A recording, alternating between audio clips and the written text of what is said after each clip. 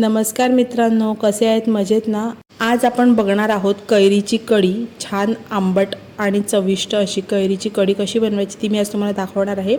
आपण जनरली नारळाची कढी करतो त्याचप्रमाणे, परंतु थोडीशी वेगळी अशी कैरीची कढी आहे।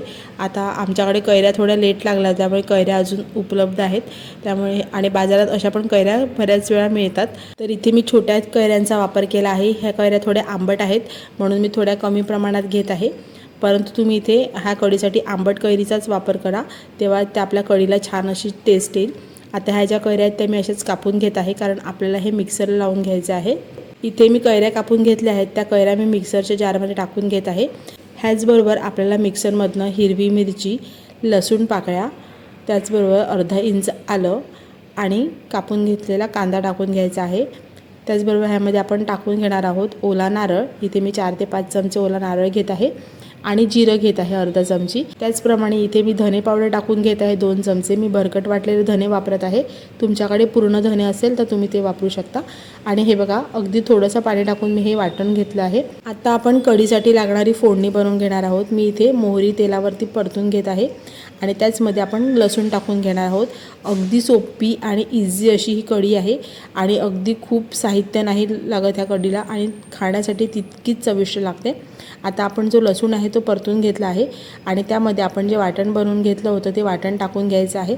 आधी मी इथे थोडंसं वाटण टाकून घेतलं आहे, त्यानंतर तुमच्या आवश्यकतेनुसार तुम्ही इथे वाटण टाकून घ्या आणि हे वाटण जे आहे ते तेलामध्ये छान असं परतवून घ्यायचं आहे, जेणेकरून ह्याला तेल सुटायला लागेल। मंद गॅसवरती छान तेल सुटेपर्यंत असं परतून घ्यायचं आहे, त्यामुळे आपली कढी जी आहे ती छान तर्रीदार आणि तुप्पट अशी बनते। चला तर आता मी हे परतून घेतलं आहे आणि तेल सुटायला लागल्यानंतर ह्यामध्ये आपण फक्त हळद पावडर आणि चवीनुसार मीठ टाकून घेणार आहोत। मी इथे चवीनुसार मीठ टाकलं आहे आणि हळद पावडर टाकून घेत आहे आणि आता आपण हे मिक्स करून घ्यायचं आहे आणि पुन्हा थोड्या वेळ परतून घ्यायचं आहे आणि नंतर आवश्यकतेनुसार ह्यामध्ये पाणी टाकून घ्यायचं आहे। तुम्हाला थिकनेस ज्याप्रमाणे हवा आहे कढीचा त्याप्रमाणे तुम्ही ह्यामध्ये पाणी टाकून घ्या। ही कढी जास्त पातळ नाही करायची, थोडीशी थिकच खूप छान लागते। गरमागरम भाताबरोबर खूप अप्रतिम लागते। हे बघा, मी आता पाणी टाकून घेतलं आहे।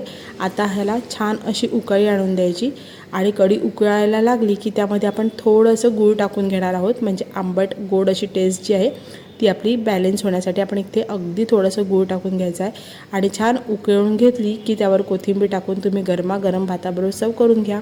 अप्रतिम ही कैरीची कढी बनवून तयार होते। नक्की करून बघा आणि रेसिपी आवडली तर चॅनल सबस्क्राईब करा। पुन्हा भेटू अशाच रेसिपींबरोबर, तोपर्यंत बाय बाय।